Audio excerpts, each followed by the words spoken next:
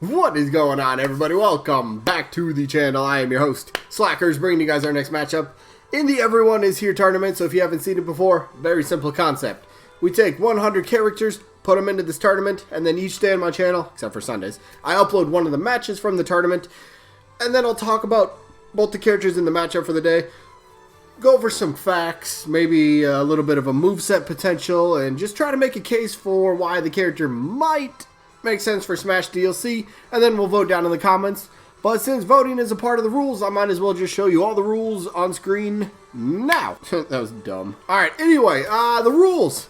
You see the first one, and yes, that is a rule because we have characters that are assist trophies, me costumes, spirits, characters that are quote-unquote disconfirmed, and they will never, ever happen, but hey, guess what?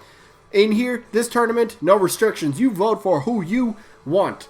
If your character happens to be a spirit and you really like that character, vote for him. It's all good. No big deal. No restrictions. Just have a good time. That's it. All right? So, yeah. But remember, you do only get one vote per person. And how do you vote, though?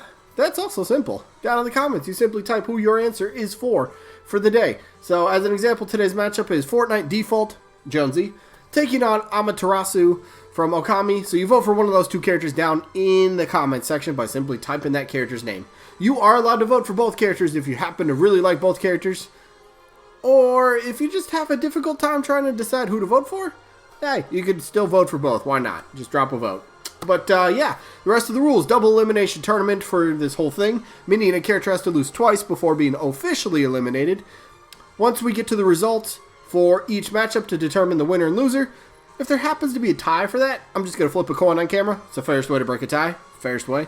And then, yeah, each matchup, voting-wise, only lasts for just 1 week. So, for example, today's Monday, meaning we'll get the results of today's matchup next Monday. So that's how that works.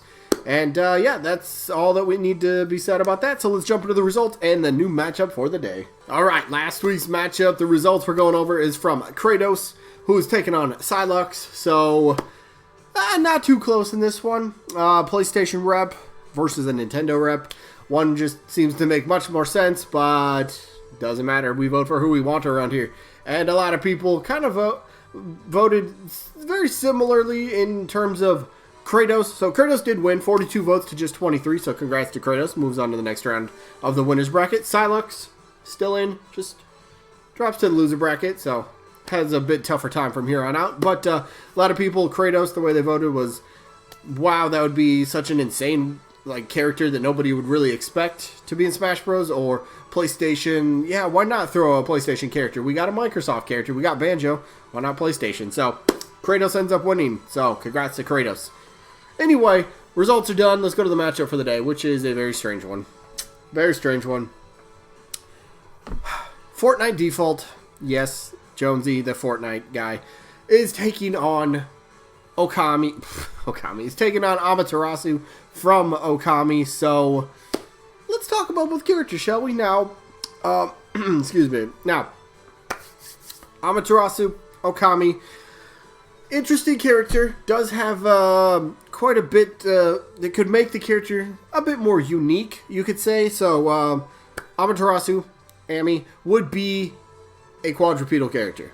Now, there's some people that do feel like, alright, four-legged creatures in a fighting game doesn't quite fit, but then I always say the counter-argument is that's what makes them a bit more unique and a bit more enjoyable, since we really don't have that. We have Duck Hunt, and then we have Ivysaur, and then that's it. So, having a character that, I don't want to say specializes, because it's not what their specialty is, but another character that just adds to a category that's very, there's a very small portion of that. You know, just something a bit more would be very unique. And in terms of moveset, yeah, I believe Amaterasu can use a sword, but hey, it's not just a sword moveset. If anybody's played Marvel vs. Capcom, any of those series, and you've had, you'll probably know that Amaterasu is a playable fighter in that. So being in a fighting game for Amaterasu is nothing new and is nothing out of the ordinary. Just a lot of, there we go. Just a lot of, there's potential, there's groundwork that's already laid out, and it's not like Sakurai and Nintendo will have to take this character and make an entirely new moveset from scratch. No. The groundwork is there. There's already potential. There's already things you could take inspiration from. It's already ready to go. Maybe not just like boom, ready to go. It's there. No, I'm not saying that, but like it's there. The building blocks are in place. This character could work. This character is also you could say it would be a fun character in terms of how they would play, again, four-legged creature. Not a lot of those. Very, very few of those. So something quite a bit different. And like that in itself is also an argument. A lot of people, myself included, I would love to see a character, a creature, a new fighter that's not humanoid, and Amaterasu would be great addition for that. Definitely character. The name rings bells. People will recognize the name, and maybe even like casual people will take a chance on buying the DLC as long as they've heard the name and they might know who the character is. You know, they might be willing to take a bit better chance on the character. So, quick little mock-ups of potential skins on how the character could look. Oh, I would love the black one, the dark one. Give me that. That would look sick. That would look. Oh my gosh. But look, the character does have good things going for it, right?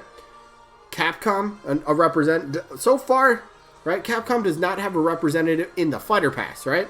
So far, we just have Joker from technically Sega.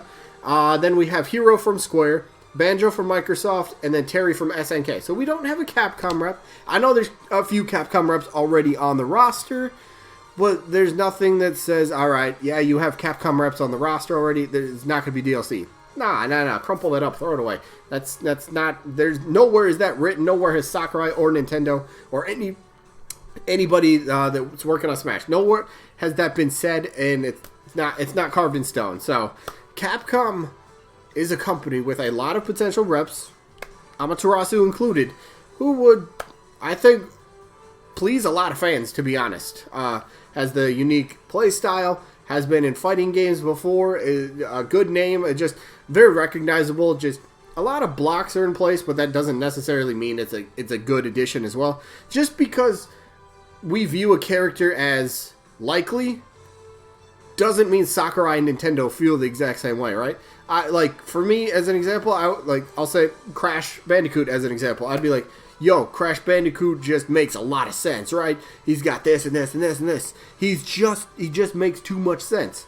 Well, Sakurai and Nintendo might look at it and go, no, not in my game, you know? So there's different opinions all over the place, and that's what these matches are for.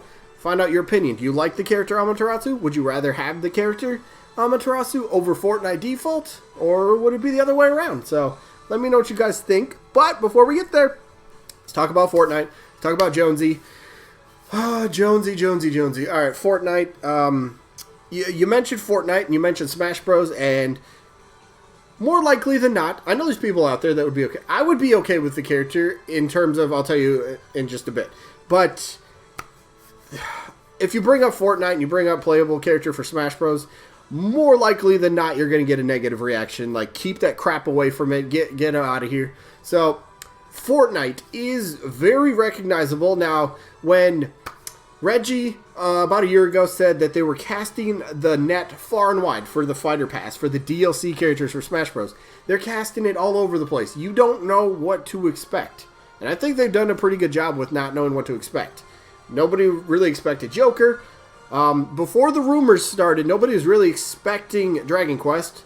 Banjo kind of seemed like a pipe dream. That would never happen because he was part of Microsoft, so that's never going to happen. And then Terry Bogard was like a name that was never even mentioned. So Jonesy, a character originated in a video game, would be very interesting. Now, a big point that I think, oh yeah, anyone ever see this screenshot? The old map, but you could actually place it, like this is actually true. You could place the map and you could angle the camera in a slight, in a weird way, and it would actually show with the Smash symbol, Smash logo, Smash Ball logo symbol thingy.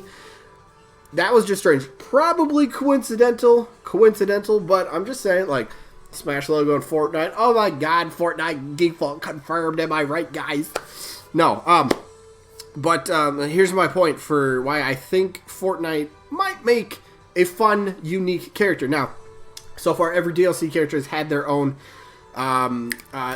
gimmick. Joker's got his persona. Hero has 5,000 and a half special moves. Banjo has the golden wing, and then Terry has extra fighting inputs, and he even has a back special, which has never been done. But he's got, all these characters have some sort of gimmick. And what about for Fortnite default? What about the building aspect? What about a building gimmick? Now it would be just rolling off the top of my head. What about a meter? Again, yeah, original, a meter that builds up. Let me get there. It's a meter. It starts at 0, and of course, any attacks build up the meter quick. And I think the meter would build up very, very fast. And what does the meter do? The more the meter fills up, the more you'll have access to building materials. You'll be able to maybe put walls or ramps or ceilings or floors, whatever it might be. You'll be able to do that because that's a big part of Fortnite. And that gimmick alone, a building gimmick where you could make your own little ramp. Now, maybe limit the amount of ramps or structures that you could build. Probably would be a smart idea because we don't need 8 Jonesy's online building 50 different art projects, because that's not what this is about. And that's not what Battle Royale is, which I always thought was stupid. But anyway, a building aspect, a building gimmick for a character. We don't have anything like that. That would be so unique. It would be like, Fortnite is so big. It's arguably the biggest game in the world right now. Very recognizable. And you could say the building aspect would make the character fun. Again, you don't have to be recognizable. And some people do say Fortnite default, the character isn't recognizable. Just the name Fortnite is. So if Sakurai somehow were to be like, yeah, why not? What if Nintendo, what if that was one of the characters or one of the companies that they put on their list for Sakurai to pick from? Fortnite. That would be insane. Now, I think more sense than anything for Fortnite, I think Mii costumes would make the most sense, to be honest. Let's face it. Fortnite has so many different skins and outfits that you've bought over the years. Get some of the more popular ones for Mii costumes. I think that'd be a really cool way to do it. But again, you could do that for 8 different skins for Fortnite. You could have the Skull Trooper. You could have whatever else. I don't know. I'm not going to name a bunch. But you could have 8 extremely popular ones. And that would be the different characters, the different alternate skins for Fortnite default. That'd be kind of... It'd be... I don't want it to happen, but if it did, I would be very much open to the fact and the possibility of Fortnite happening. So Fortnite, I think, would be very unique, and a building gimmick would probably piss a lot of people off, let's be fair, but I think a lot of people would... More people would be drawn into Smash Bros, and I don't know, hey, more people, it's not bad, especially business-wise, right? Anyway, let's just go to the voting. I'm going to be straight up honest, I didn't think I'd vote for this, but I'm actually voting for Fortnite in this one. I just have no special connection. I have no ties to Amaterasu. Even as much as I don't want Fortnite to happen in Smash Bros. As a playable character, Mii costumes I'm totally okay with. I don't have a connection to Amaterasu. So Fortnite default gets my vote. Wow, okay. So that's going to be it for this one. Wow, that's crazy. Yeah, anyway, a little sneak peek for tomorrow then, I suppose. Tomorrow's matchup, Ezio Auditore from Assassin's Creed. Could be a character that could be under the radar that nobody's really talking about. But he's taking on an assist trophy in Bomberman. So that's tomorrow. But today's today. And for tomorrow's results, who do we got?